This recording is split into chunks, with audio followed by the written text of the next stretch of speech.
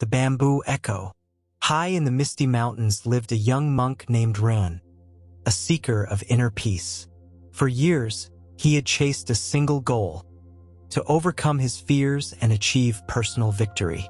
Every dawn, he would sit before a forest of bamboo swaying gently in the wind. He closed his eyes and listened to the whisper of the leaves. Yet in his mind, he only heard the noise of his own past failures. "When will I find victory?" he asked the silence. Master Cain, calm and ancient as still water, watched without speaking. One day, seeing Ren's frustration, he handed him a bamboo staff and said, "Strike the earth until you hear the sound of your victory." Ren obeyed. He struck once, twice, 10 times, until his hands were worn and dusty. But he heard nothing new, only the same echo fading among the hills.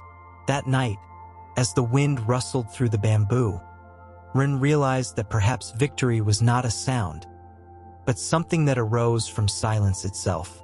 He closed his eyes and let the echo settle inside him. The sound of weariness. The next morning, Ren woke with aching arms and dusty palms. He looked at the bamboo staff leaning against the earth, almost a mirror of his own persistence. The breeze carried the scent of wet soil.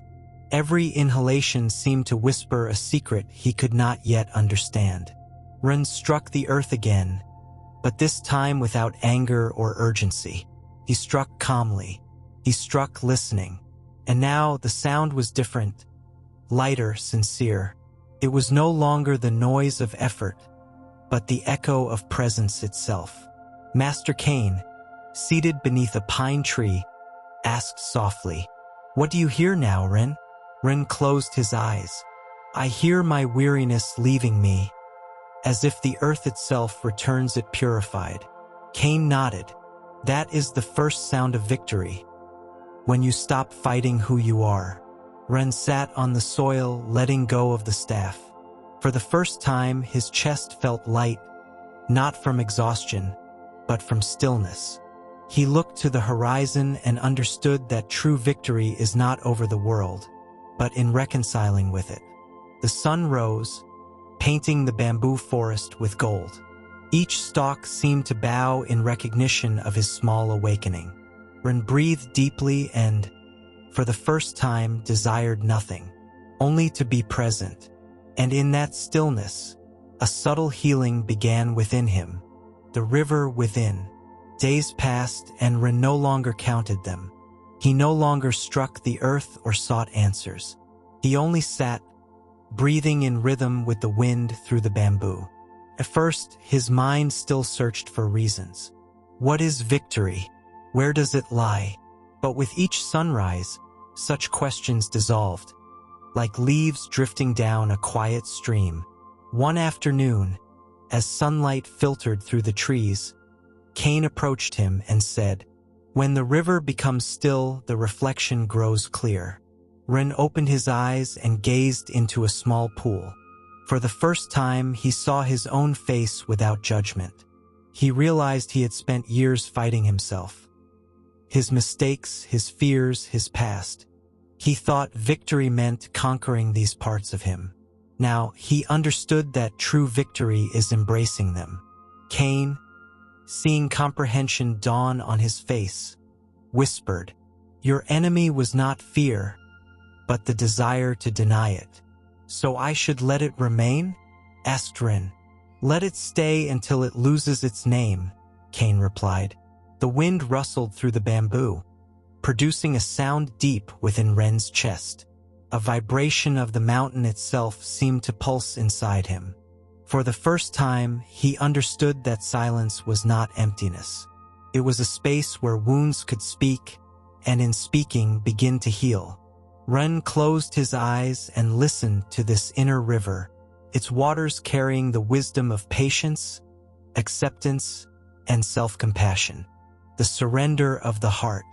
One morning, Ren awoke before the sun. The air was so clear that every breath seemed to open space within him. The forest lay wrapped in silver mist, the distant song of a bird heralding the day. Ren sat among the bamboo as always, but he sought nothing. No answers, no signs, no victory. He simply was. He felt the weight of his body against the earth, the pulse in his hands, the rise and fall of his chest. The wind brushed his face, and in that gentle touch, he discovered something that had always been there. Life itself was embracing him. For so long, he had striven to be more, achieve more, prove more. Now he understood true strength lay in surrender, in yielding without losing oneself. Cain appeared beside him, speaking in the quietest tone. The bamboo bends before the wind, but it does not break. Ren nodded, a smile forming. I have spent years trying to be a rock, strong, unyielding, invincible. Cain smiled. Yet the bamboo survives far longer than the rock. It knows when to yield. In that moment, Ren felt a wave of clarity in his chest. It was not a thought, nor an overwhelming emotion. It was peace. Tears rolled down his face, not from sorrow, but from liberation. Each droplet seemed to wash away a fragment of the past. Failed attempts, harsh judgments, regrets. For the first time, Ren felt light. He had not conquered a battle, but he had stopped fighting. And in that silent act, he realized what Cain had meant all along. Personal victory is finding your way home to your own heart. The wind stirred, and the bamboo sang.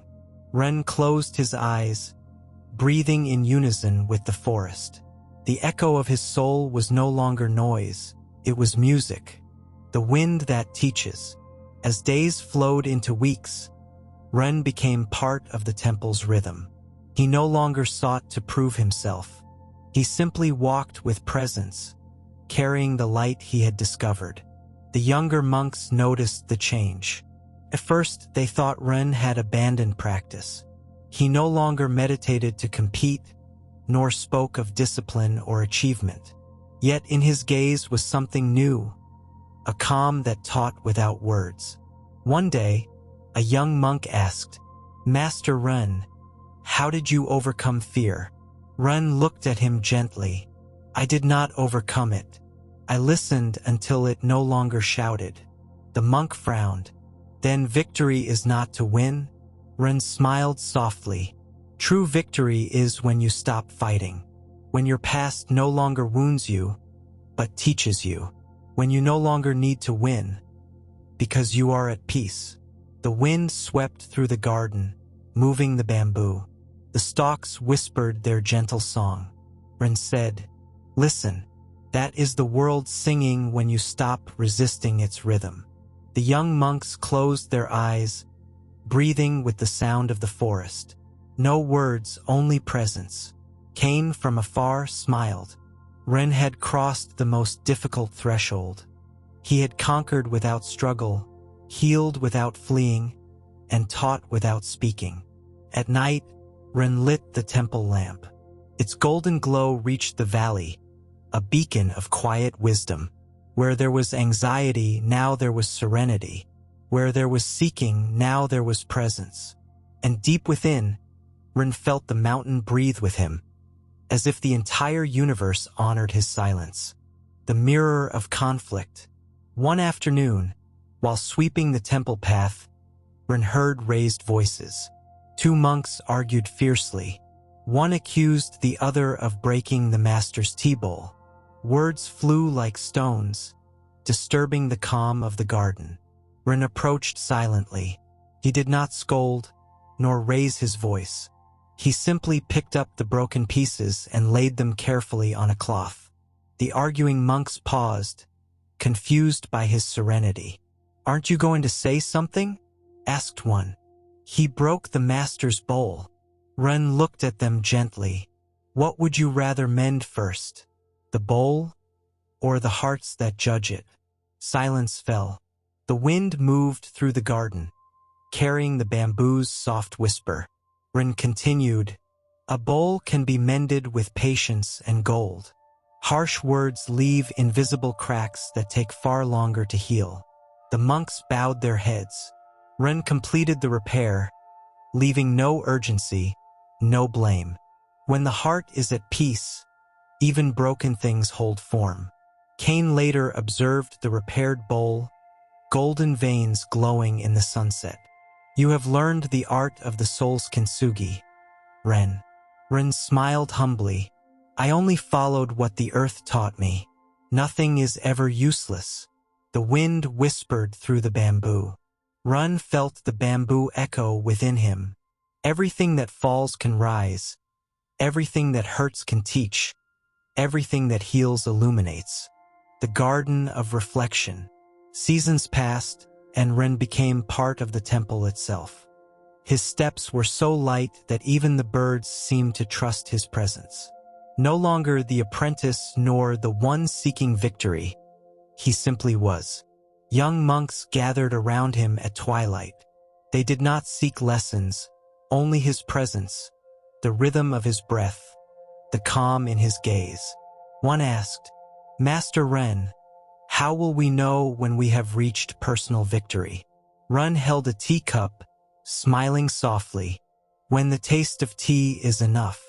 The monks chuckled, but their eyes deepened. He continued, Victory does not arrive with shouts or applause. It comes when you can look at your own story without fleeing. When your past teaches instead of wounding. When you no longer need to win, because you are at peace. The wind blew and the bamboo sang. Ren watched, listening. The forest's echo became a mirror of his heart. Cain, smiling from afar, whispered, A heart that shines lights the world. Night fell. Ren lit the lamp, golden light touching the bamboo, flowing into the valley. Serenity had settled everywhere. The eternal echo. Winter arrived quietly. The temple, covered in frost, seemed to sleep beneath the mountain's breath. Ren sat each morning where he had always sat, facing the bamboo he now knew as himself. The stalks bent under the weight of ice, yet did not break. Ren understood his own story, learning to bend without breaking, to yield without losing himself. One morning, Cain called him. His eyes, weary yet luminous, spoke of a life returning to silence. Ren, what have you found at the end of your path? Ren breathed, gratitude filling every corner of his being. I have found there is no end. The path itself is victory. Every step, mistake, and tear was necessary. Cain smiled faintly. Then I have nothing more to teach. The bamboo will teach you everything. That night, Cain departed quietly. Ren lit the lamp before the forest. The wind carried the bamboo's song. The echo was no longer outside. It was his own voice, his breath, his heart. And in that moment, he understood. True personal victory is reconciling with the world, with time, and with oneself. Healing is not erasing scars. It is learning to love them as part of the whole. The sun rose, touching Ren's face. The bamboo echoed across the valley. And silently, effortlessly, Ren attained his eternal victory, the peace of one who seeks nothing, yet has found everything in silence.